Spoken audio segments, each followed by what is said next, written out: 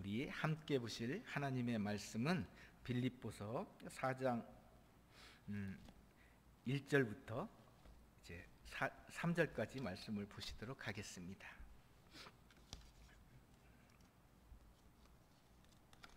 빌립보서 4장 1절부터 3절까지 말씀입니다. 우리 얼마 안 되니까 우리 함께 합독하시도록 하겠습니다. 그러므로 나의 사랑하고 사모하는 형제들, 나의 기쁨이요 면류가 아닌 사랑하는 자들을 이와 같이 주 안에 서라. 내가 유디아를 권하고 순드게를 권하노니 주 안에서 같은 마음을 품으라. 또 참으로 나야 명예를 같이한 내게 구하노니 복음에 나와 함께한 힘쓰던 저 여인들을 돕고 또한 글레멘도와 그 외에 나의 동역자들을 도우라. 그 이름들이 생명책에 있느니라. 아멘. 아멘. 지난번 설교 빌립보서 3장 우리가 살펴본 바로는 17절부터 이제 4장 1절까지 말씀을 봤는데 주 안에서 기뻐하라. 주 안에서 우리가 굳게 서라는 제목으로 잘못된 모범을 멀리하고 좋은 모범을 우리가 쫓아가며 마라나타의 신앙을 가지고 흔들림 없는 믿음으로 살아갈 것을 말씀드렸습니다. 이제 계속해서 4장 1절부터 4장 1절이 중복되기는 하지만 3절까지 말씀, 주 안에서 기뻐하려고 한다면 같은 마음, 즉 같은 마음을 품으라 이랬는데 화해하는 마음을 가져라 이런 뜻으로 은혜를 나누려고 합니다. 우리나라의 사회 갈등 수준은 OECD 국가, 그러니까 상위 선진국 그 수준의 국가들 중에서 종교 분쟁을 겪고 있는 이런 터키, 터키가 상당히 종교 갈등이 심한 이런 것들을 겪고 있는데 그 터키를 제외하고는 우리나라가 가장 높다라는 기사를 제가 한번 한 10년 전인가 읽은 적이 있습니다. 우리나라 국민들은 이렇게 갈등이 생겼을 때 다른 나라 사람들보다도 어떻게 화해해야 되는지를 잘 모르는 것이기 때문에 이런 결과가 나온 것입니다. 그렇다고 한다면 기독교인들, 우리가 말하는 예수를 나의 구주로 온전하게 삼고 그 주님을 섬기는 우리들, 기독교인이라고 하는 우리들은 정말 관계에 있어서 화해를 잘하고 아무런 갈등이 없이 잘 지내고 좀 형편이 나을까요? 이런 생각을 했습니다. 그런데 기독교인들 한번 틀어지면 쳐다보지도 않는 사람들이 바로 기독교인들이라고 세상 사람들은 우리를 향해 그렇게 이야기합니다.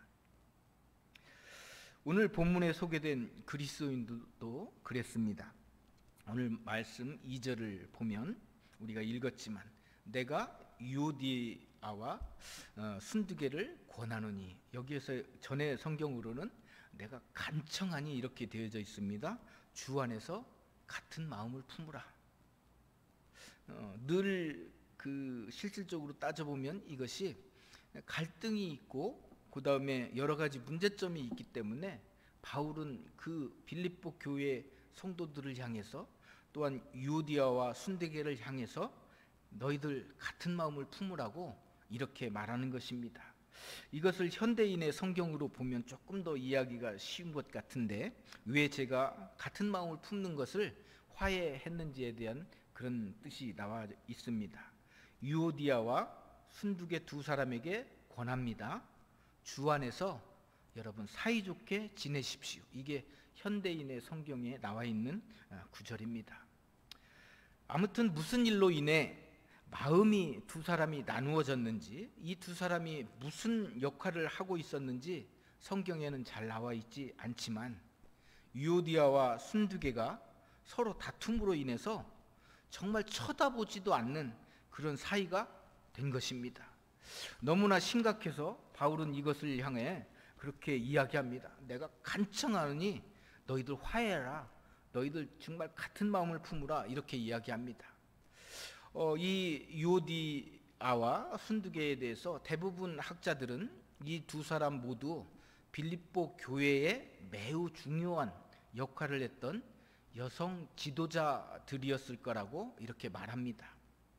이들이 누구인지 또한 무엇 때문에 싸우고 화해하지 않고 있는지 정확히 밝혀진 것은 없습니다. 하지만 분명한 것은 유오디아와 순두계, 이들이 지난 2000년간 수많은 그리스도인들의 입에 오르내리며 부끄럽게도 화해하지 않은 갈등의 대명사로 이렇게 남게 되었다는 것입니다. 얼마나 부끄러운 일입니까? 우리가 주 예수를 믿으면서 형제요 자매라고 말은 참 쉽게 합니다. 그런데 사실 우리 실상을 바라보면 교회 안에서 같은 교회 안의 성도들끼리도 같은 형제 자매라고 이야기하면서 갈등이 있어요. 그리고 싸웁니다. 근데 세상 사람들은 쉽게 얘기하면 뭐 술이나 먹고 뭐 그냥 대충 넘어가면서 이렇게 화해라도 하는데, 우리 그리스도인들은 한번 이렇게 딱 갈등이 생기고 삐지면 이제 쳐다보지도 않는다라고 세상 사람들은 우리를 향해 그렇게 이야기하는 것입니다. 제가 이 말씀을 이렇게 준비하면서 그렇게 생각했습니다. 아니, 싸우고 화해 뭐 안 할 수도 있지. 성경은 왜 이들이 이름을 굳이 밝혀서 계속해서 수많은 그리스도인들에게 부끄러운 이름이 되게 했을까라는 부분에서 좀 생각을 하게 됐습니다. 싸우지 않고 화해 안 할 수도 있을 것입니다. 그런데 바울은 이 두 사람이 간청하면서 너희들 빨리 화해하라고 이야기합니다. 왜 그랬을까요? 그것은 화해하지 않는 공동체, 화해하지 않는 그 교회 공동체를 우리가 교회라고 말할 수 없기 때문이라고 말합니다. 아니, 화해하지 않는 것처럼 우리 모두 기쁨을 빼앗아 가는 것은 없기 때문에 그렇습니다. 여러분 한번 생각해 보시기 바랍니다. 한 가정에서 부부가, 부모 자식 간에 자녀들이 다투고 그냥 삐져서 평생 말하지 않고 살아간다? 그 가정이 온전한 가정이 될 수 있을까요? 그 가정에 웃음과 기쁨이 존재할 수 있을까요? 여러분, 우리가 깊이 이것을 생각하면 우리가 어떻게 처신해야 되는지 답은 분명합니다. 여러분, 혹시 다투었던 사람들과 아직 화해하지 않고 있지는 않으십니까? 아니, 갈등이 지금까지 계속 이어져 오고 있지 않습니까? 그렇다고 한다면 우리는 지금 이 시간을 통해서 이제 화해의 마음을 갖고 화해하시기 바랍니다. 화해를 통해서 진정한 교회 공동체, 아니 진정한 기쁨을 누리는 행복한 인생을 우리가 살아야 되기에 그렇습니다.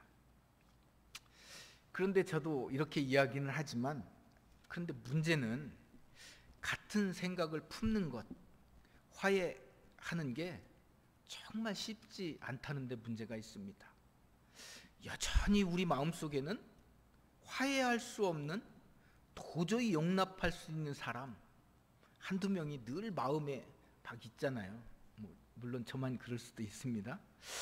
그래서 그 사람만 생각하면 내가 말씀을 듣고 다른 사람 화해해야지, 사이좋게 지내야 돼, 이렇게 이야기하면 그래, 내가 화해해야지, 사이좋게 지내야지, 이렇게 마음을 다잡다가도 그 사람과 딱 마주치는 순간 기쁨을 잃어버리는 것, 이것이 우리들임을 부인하기가 참 힘들 것 같습니다.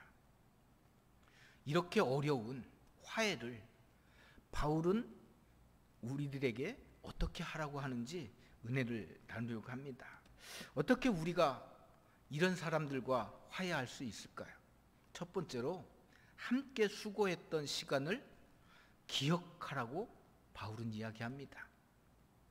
말씀 본문을 보면 사도 바울이 유오디아와 순디게에게 이것은 그들이 주 안에서 같은 생각을 품게 하려 함이라, 이렇게 말하면서 주 안에서 같은 생각을 품게 함이라, 즉 화해라 하라고 바울이 말하면서 이어 빌립보 교회의 다른 지도자들에게, 유오디아와 순두계를 제외한 다른 지도자들에게 유오디아와 순두계가 화해할 수 있도록 너희들이 좀 도와줘라, 이렇게 요청하고 있습니다. 그러면서 유오디아와 순두계 그들이 바울에게 어떤 사람이었는지 이렇게 소개합니다. 3절 말씀입니다. 또 참으로 나와 명예를 같이 한 네게 구하노니 복음에 나와 함께 힘쓰던 저 여인들을 돕고 또한 글레멘도와 그 외에 나의 동역자들을 도우라. 그 이름들이 생명책에 있느니라. 여기 보니까 복음에 나와 힘쓰던 저 여인들을 도우라고 얘기합니다. 유오디아와 순두계는 바울에게 있어서 과거 복음을 위하여 바울과 함께 힘쓰던 동역자들이었음을 분명히 밝히고 있습니다. 그들이 그것 복음을 위해서 함께 고생하고 함께 수고했던 사람들이었는데, 같은 마음을 갖고 그렇게 잘 행했는데 이제 보니까 저들이 원수가 돼서 말도 하지 않고 갈등을 부추기고 있다는 것을 이야기합니다. 여기에서 단순히 일을 같이 했다, 이 뜻은 그냥 뭐 대충 복음을 위해서 그냥 일을 했다, 이런 뜻이 아닙니다. 여기 힘쓰다라는 동사는 헬라어로 프로스칼테레오라는 이런 단어인데, 심한 노력 그리고 어려움에서 견디는 상태를 말하는 운동 경기나 전쟁터에서 쓰여지던 용어가 여기에 쓰여지고 있습니다. 복음을 위하여 그들은 나와 힘썼는데 그것이 그냥 일하기 위해서 애쓴 것이 아니라 정말 심한 노력과 어려움에서 정말 그 견뎌야 하는 그 모진 것들을 다 견딘 동역자라고 이야기하고 있습니다. 다시 말해서 고대 전쟁을 할 때 양 진영에서 군인들이 어깨에 어깨를 맞대고 함께 투쟁하며 싸웠던 것, 이것을 말하는 것입니다. 우리가 쉽게 이해하기 쉽게 보면 TV 같은 데 보면 미식 축구를 할 때 보면 헬멧도 쓰고 어깨에 막 이 가드도 하고 스크램을 짭니다. 이게 공이 다른 데로 못 나가게, 사람도 못 빠져나게 전부 다 이렇게 해서 딱 꼬부리고 이렇게 그냥 벽을 쌓는 것처럼 스크램을 짜고 막 나아가려고 합니다. 이것처럼 유오디아와 순두계는 바로 그런 전우회와 같은 그런 관계에 있었던 동지들이었습니다. 그런데 지금 싸우고 있는 거예요. 여러분 한번 생각해 보십시오. 우리가 함께 고생하고 수고했던 사람들은 관계가 정말 남다르잖아요. 다른 사람들과 같이 이렇게 일을 한다고 해도 정말 우리 어떤 사람과 정말 애쓰고 그 속에서도 막 힘쓰고 정말 노력했던 그 사람이 생각나지 않습니까?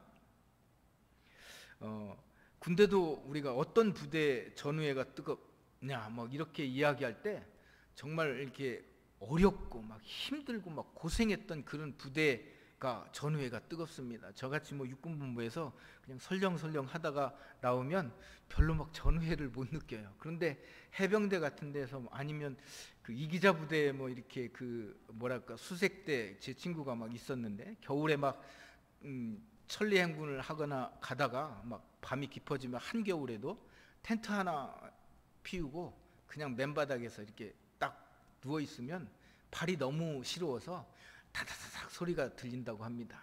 그것은 발이 너무 시려워서 군화를 탁탁탁탁 부딪히는, 누구라고 할 것도 없이 모든 그 대원들이 막 다 그렇게 한다고 그래요.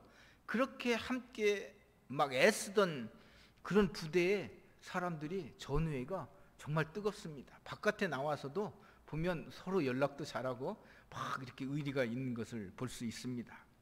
하여튼 남들보다 더 고생스러운 이런 환경에서 참고 견디고 훈련을 받았던 사람들, 그들이 관계가 남다르고 막 전우회 같은 것들을 느끼게 됩니다. 함께 즐거운 시간을 보냈던 사람들보다 함께 고생하며 수고했던 사람들이 우리의 마음에 남습니다. 유오디아와 순두계가 바로 그런 관계였습니다. 그들은 복음을 위해서 함께 수고했던 바울의 동역자들이었습니다. 유오디아와 순두계가 그들은 복음을 위하여 빌립보 교회를 함께 세워가며 함께 말할 수 없는 고생을 한 동역자들이었다는 것입니다.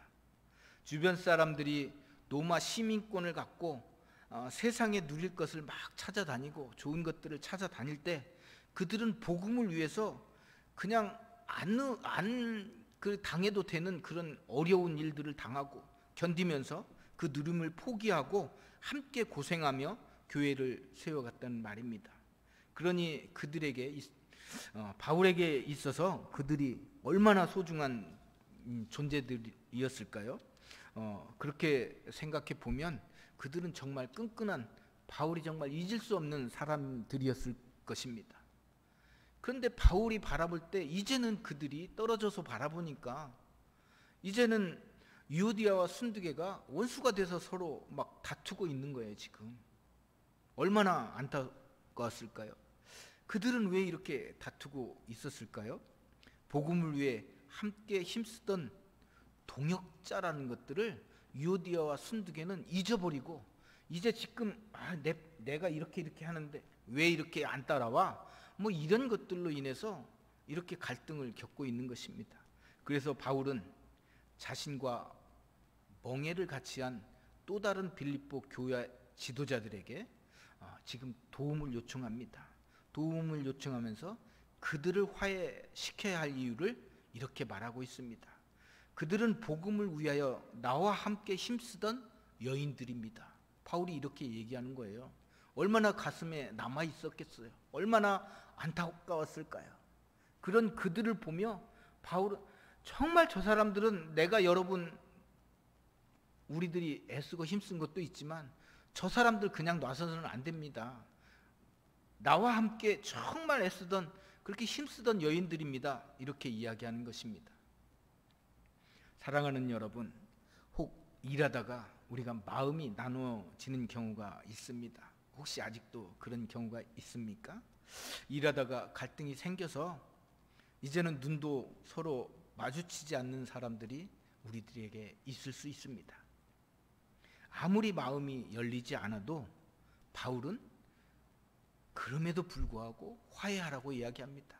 우리의 마음이 화해가 안 되면 우리가 정말 마음을 같이 해서 복음을 위해서 함께 힘쓰던 사람이라는 것을 기억해내며 그리고 그래도 안 되면 교회 지도자들에게 이야기해서 우리를 화해시켜달라고 이렇게 얘기해서라도 화해하셔야만 합니다.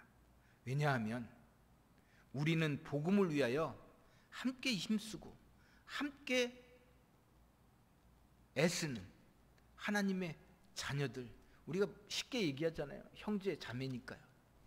우리는 이것을 하지 않으면 사람들이 우리들을 향해서 하나님을 모르는 사람들이, 예수님을 모르는 사람들이 우리를 바라보며 뭐라고 얘기할까요? 그래, 쟤네들은 하나님 믿는다고 하면서 혀를 끌끌 찰 것입니다. 우리가 복음을 위해서라도 우리는 화해하셔야만 합니다. 더 나아가서 이제 두 번째로 이렇게 쉽지 않은 화해를 어떻게 우리가 할 수 있을까요? 그것은 바울은 함께 생명책에 기록된 형제라는 것을 기억하라고 이야기합니다. 복음을 위해 함께 일하는 동역자였다. 이것을 기억한다고 한다면 우리는 어떠한 경우라도 무조건 화해할 수 있을 것입니다. 제가 이렇게 얘기하고 끝맺으면 좋을 텐데, 그런데 제가 곰곰이 생각해 봤어요. 이렇게 말씀드려야지. 그런데 저에게도 그것을 기억한다고 해도 여전히 화해한다는 게 쉽지 않다는 것을 절감하게 됩니다. 왜냐하면 예전에 동역자였을지 몰라도 지금은 그 반대자처럼 이렇게 막 느껴지잖아요. 빌립보 교회 여전도 회장님들이었던 유오디아와 순두개도 아마 그랬을 것입니다. 예전에는 눈빛만 주고받아도 서로의 마음을 알 수 있었지만 지금은 아니거든요. 사사건건 서로 다른 입장에 서서 다투고 반대를 합니다. 그래서 사도 바울은 이렇게 이야기하는 거예요. 제발 같은 마음을 품으십시오. 제발 화해하십시오. 그런데 아시잖아요. 나와 입장이 다른 사람과 같은 마음을 품는다는 게 얼마나 어려운 일인지, 상대방이 틀렸는데 어떻게 같은 마음을 우리가 품을 수 있겠어요? 게다가 그 사람이 예전에 같은 마음을 품었던 사람이라면 정말 그게 더 힘들게 느껴질 것입니다. 왜 그러냐면 애증의 관계가 형성되거든요. 한때는 굉장히 좋아하고 사랑한다고 말할 정도만큼 좋은 관계였는데 그것이 틀어지면 다른 사람들과의 관계보다 더욱더 미워지고 참아낼 수 없는 그런 존재가 되거든요. 다른 사람과는 몰라도 그 사람과는 눈도 맞추기 싫잖아요. 한때 좋은 친구였고 한때 좋은 동역자였을지라도, 아니 심지어 한때 부부로 살았을지라도 한번 틀어지면 결코 화해하기가 쉽지 않습니다. 그럼에도 불구하고 그런 우리들을 향해서, 화해할 수 없다는 마음을 가지고 있는 우리들을 향해서 사도 바울은 유오디와 순두계에게 주 안에서 같은 마음을 품으라, 서로 화해하라고 요청하고 있습니다. 그런 우리들에게 사도 바울은 너희들 정말 같은 마음을 품고 이제 화해하는 그런 마음으로 살아라라고 이렇게 요청하고 있습니다. 왜 이렇게 두 사람에게 화해하라고, 같은 마음을 품으라고 애타게 사도 바울은 말하는 것일까요? 그들이 화해해야 될 더 중요한 이유가 또 있기 때문에 그렇습니다. 오늘 본문 3절 우리가 읽었던 말씀인데 제가 읽겠습니다. 또 참으로 나와 명예를 같이한 네게 구하노니 복음에 나와 함께 힘쓰던 저 여인들을 돕고 또한 글레멘도와 그 외에 나의 동역자들을 도우라. 그 이름들을 생명책에 있느니라. 이렇게 이야기합니다. 자, 왜 화해해야 된다고요? 왜 그들이 화해할 수 있도록 도와야 한다고 바울은 이야기합니까? 유오디아와 순두계, 그 두 이름이 생명책에 함께 기록되었기 때문이라고 바울은 이야기하는 것입니다. 여러분, 우리와 교회에서 믿음 생활하면서 서로 갈등 관계에 있고 싸우던 사람들, 그 사람들을 향해서 바울은 안타깝게 이렇게 얘기하는 거예요. 너희들 그거 미워할 게 아니라 너희들이 생각해야 될 것은 그 이름 또한 생명책에 있다는 것을 기억하라는 것입니다. 바울이 지금 유오디아와 순두계, 그들은 그리스도의 피로 말미암아서 생명책에 기록된 형제, 자매, 다시 말해서 이 땅에서 뿐만 아니라 천국에서도 영원토록 너희가 함께 살아가야 될 영원한 형제요 자매라는 것을 말하는 것입니다. 이렇게 얘기하니까 여러분, 어떻게 화해하지 않고 천국에 우리가 들어갈 수 있겠습니까? 아니, 화해하지 않고 천국에 들어가서 갈등과 다툼 속에 있는 그 사람과 함께 하게 된다면 그건 뭐 과연 천국이라고 할 수 있을까요? 그렇기에 바울은 우리에게 화해하라고 이야기하는 것입니다. 우리는 이 땅에서의 삶을 우리가 마치고 이제 하늘나라에 가게 될 것입니다. 그리고 하늘에 계신 하나님 존전에서 함께 주의 말씀을 듣고 함께 주님을 찬양하게 될 것입니다. 그런데 천국에서 걷다 보니까, 아니 주 안에서 막 찬양을 하다 보니까 그 인간과 눈이 탁 마주쳤어요. 그때 막 당황하거나 이 싸늘한 표정으로 그곳에 계속 앉아 있을 수 있을까요? 어떻게 하나님이 보시고 예수님이 보시는데 이런 생각을 우리가 반드시 해야 된다는 것입니다. 하나님이 바라보시는데 우리가 어떻게 화해 않고 형제 자매라고 말할 수 있냐는 것을 바울은 계속해서 상기시키는 것입니다. 그렇습니다. 우리는 이 땅에서 잠시 서로 무시하고 살다가 헤어질 수 있는 존재가 아니라 천국에서 영원히 함께해야 할 형제 자매들이기 때문에 바울은 계속해서 우리들에게 이야기하는 것입니다. 사랑하는 여러분, 이제 말씀을 통해서 오늘 회개하십시오. 화해하십시오. 화해할 시간을 정말 우리가 놓쳐서는 안 될 것입니다. 우리가 이 땅에서 살아가는 동안 놓치지 말고 화해하셔야만 합니다.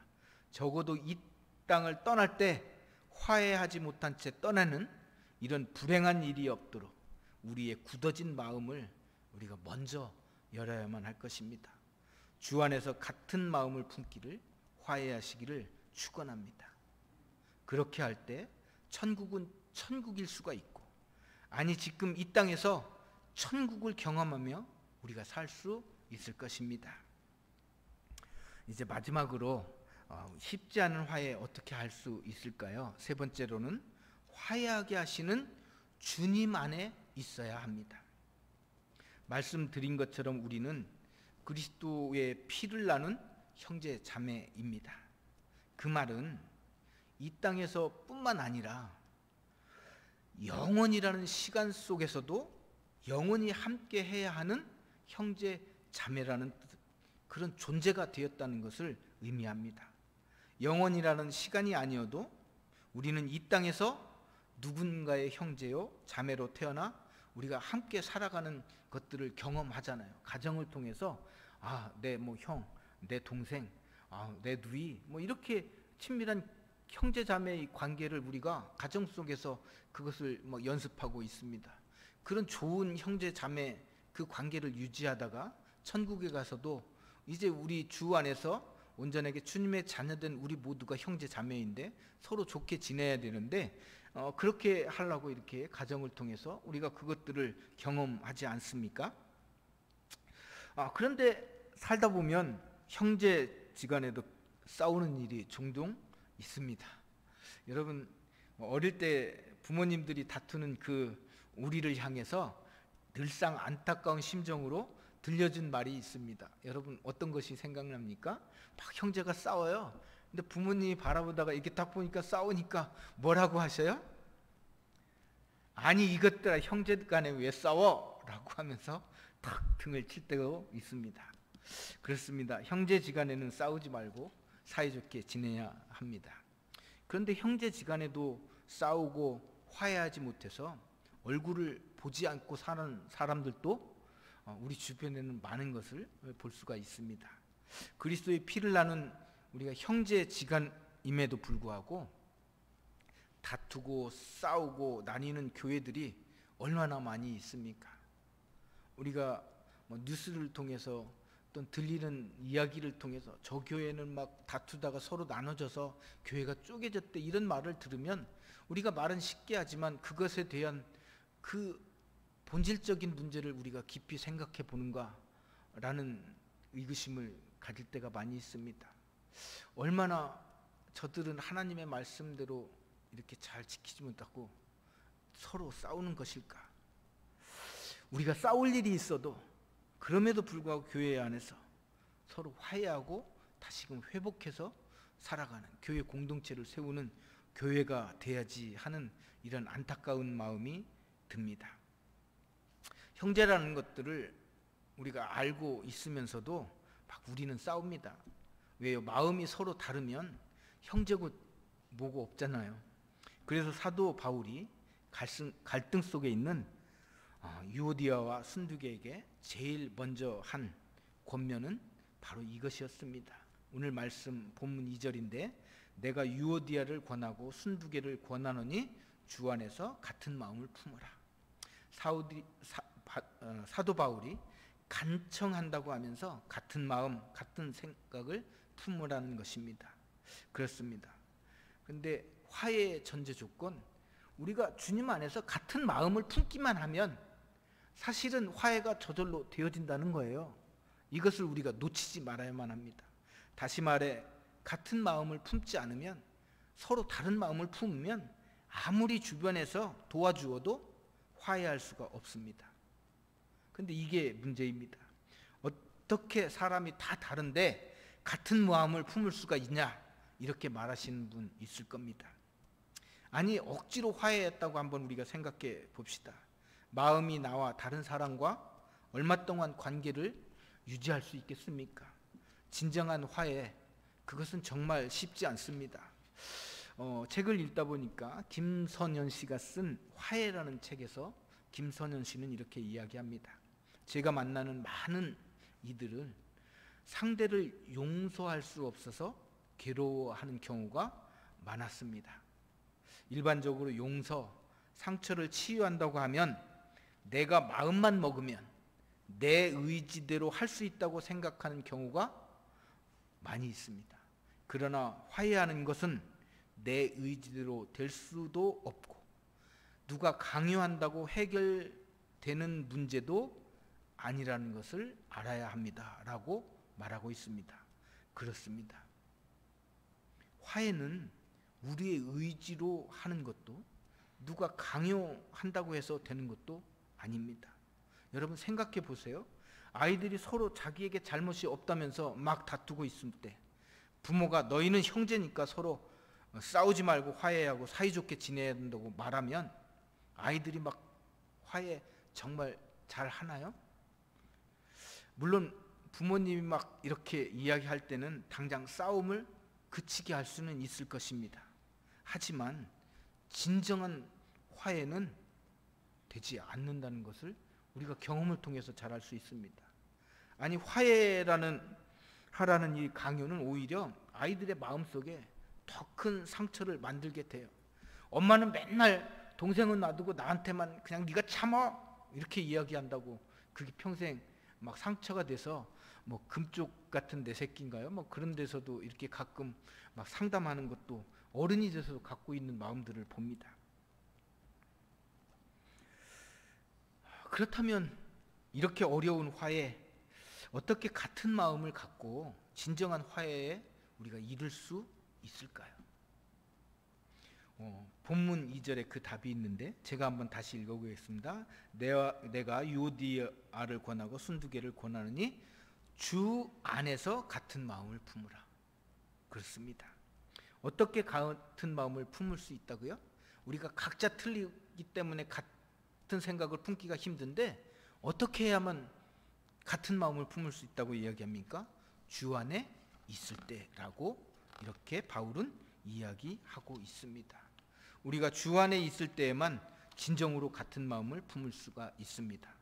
우리가 내 안에 자기 안에 있을 때 내 생각에 자기 생각에 갇혀 있을 때 내가 내 판단 안에 있을 때가 아니라 주님 안에 있을 때라고 이야기합니다. 죄와 허물로 하나님을 떠난 우리를 하나님과 화평케 하려고 이 낮고 낮은 천한 이 땅에 오셔서 우리의 죄를 대신해서 십자가 지신 그 주님 안에 우리가 속하여 있을 때 비로소 우리는 형제간에 성도들 간에 같은 마음, 다시 말해서 주님의 마음을 품고 진정한 화해를 이룰 수 있다라고 말하는 것입니다. 사랑하는 여러분, 왜 우리가 누군가와 화해하지 못하는 것일까요? 왜 아무리 생각해도 그 사람과는 화해할 수가 없는 것일까요? 그것은 우리가 여전히 주님 안에 있지 않기 때문이라는 것을 알아야만 합니다. 우리는 착각하는 것이 있어요. 내가 주님을 나의 구주로 믿고 주님을 섬기니까 나는 내 안에 주님이 사시고 주님 안에 내가 있다라고 이야기하는데, 그런데 내가 주님 안에 있으면 주님의 똑같은 그 마음을 닮아가려고 하고 또 형제간에 다툼이 없는 그 마음을 품어야 하는데 우리는 자꾸만 내 생각, 내 판단, 내 안에, 내 생각 안에 있기 때문에 같은 마음을 품지 못하는 거예요.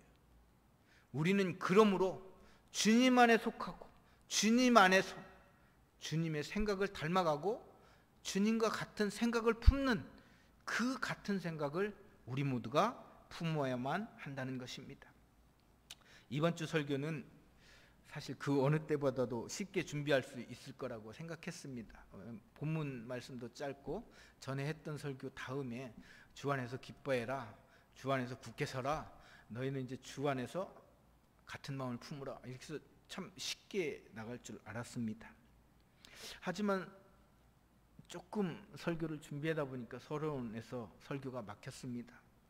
제 마음속에 이런 생각이 막 드는 거예요. 애써 잊으려고 한 사람들이 있는데 너는 그것조차 화해하지 못하면서 네가 설교할 자격이 있는가라는 생각이 자꾸만 들었습니다. 더 이상 설교를 준비할 수 없었던 저는 나에게 먼저 적용하지 못한 채 설교할 수 없다고 생각하고 책을 덮고 기도하기 시작했습니다. 그리고는 용기 내어서 화해의 메시지라도 보내야겠다. 그래서 그 생각나는 사람에게 문자를 보내려고 이름을 찾고 거기다 막 하는데 더 이상 글을 쓸 수가 없었습니다. 마음속에서 화해해야지, 설교를 위해서라도 해야지 라는 생각이 들었는데, 그래서 문자를 쓰려고 하는데 마음속에 막 자꾸만 내가 왜 미안해야지? 그 인간이 나한테 미안하다고 해야지. 그러면 내가 얼마든지 화해해 줄 수 있는데 라는 막 생각이 자꾸 드는 거예요. 그래서 이게 이 글을 쓰기가 참 어려워서 다시 멈추고 하나님께 기도하기 시작했습니다. 그때 내 마음속에 네가 예수를 믿는 나의 자녀냐?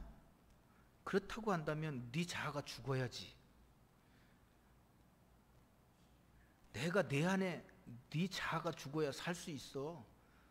내가 내 안에 살아야 그 사람 화해할 수 있는 거야 라는 이런 음성이 들리는 듯 했습니다. 저는 다시 문자를 작성하기 시작했습니다. 지난 세월 동안 부족함이 많았음에도 불구하고 정말 당신에게 좋은 모습을 보이지 못해서 미안합니다. 단순한 몇 마디 말로 미안한 마음을 다 표현할 수 없겠지만 부족한 나의 미숙함과 허물을 용서해 주시고 다음에 만날 때에는 우리가 웃는 낯으로 주님 안에서 한 형제 자매임을 느끼며 그렇게 밝은 모습으로 만났으면 좋겠습니다. 이렇게 보냈습니다. 사랑하는 여러분, 누군가와 화해한다는 것, 그것은 우리 힘으로 우리의 본성으로 되어지는 것 아닙니다. 그것은 오직 예수 그리스도께서 내 안에 사실 때에만, 내가 짓고 그분께서 사실 때에만 가능하다는 것입니다. 용서할 수 없어도 주 안에서 화해하시며 믿음 생활하는 우리 모두가 되어지길 소망합니다. 그 인간 때문에 화해라는 생각이 들 때마다 내 안에 예수님 계시지. 내가 우리 같은 마음을 품고 다시금 하나님을 바라봐야겠다라는 마음을 가지시고 서로 화해하시며 사시기를 주님의 이름으로 축원합니다. 다 함께 우리 찬송하도록 하겠습니다.